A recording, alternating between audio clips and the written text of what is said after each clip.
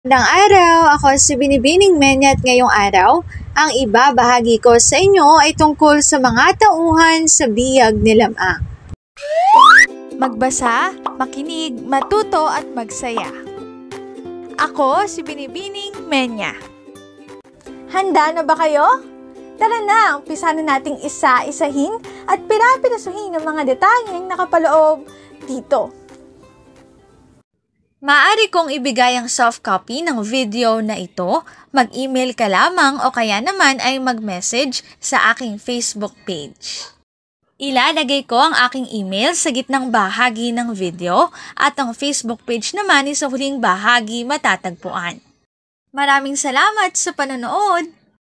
Tulad ng binanggit ko kanina, ang ibabahagi ko ngayong araw ay tungkol sa mga tauhan sa epikong biyag ni Lamang. Ang unang tauhan ay si Lamang. Siya ang pangunahing tauhan ng epiko.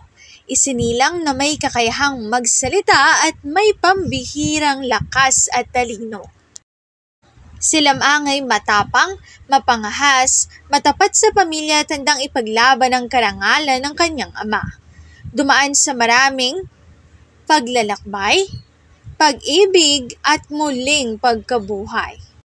Ikalawang tauhan naman ay si Don Juan. Siya ang ama ni Lamang, isang mandirigmang Ilocano na lumaban sa mga igorot. Hindi na nakabalik matapos dahil siya ay... Ang ikatlong tauhan ay si Namongan. Siya ang ina ni Lamang, isang mapagmahal na ina na nagpalaki kay Lamang ng mag-isa matapos si Don Juan.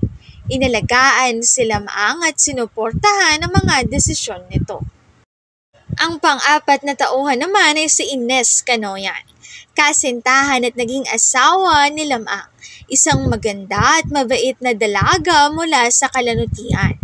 Kilala sa kanilang lugar bilang isang mutya o pinakamagandang babae. Ang panglimang tauhan naman ay ang maywagang tandang at aso. Sila ay mga alagad o tagatulong na Lamang. May kapangyarihang magsalita at gumawa ng mahika.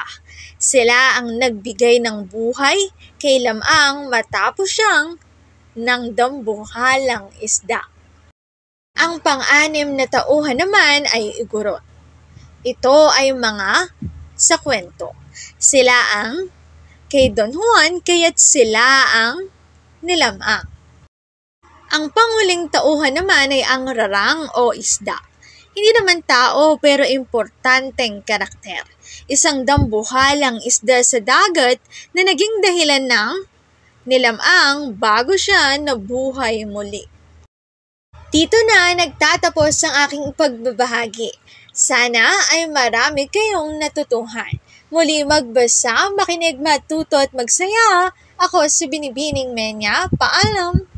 Paalala, ang wikang Filipino ay mapagpalaya, atin natin itong gamitin, mahalin at mas paunlarin.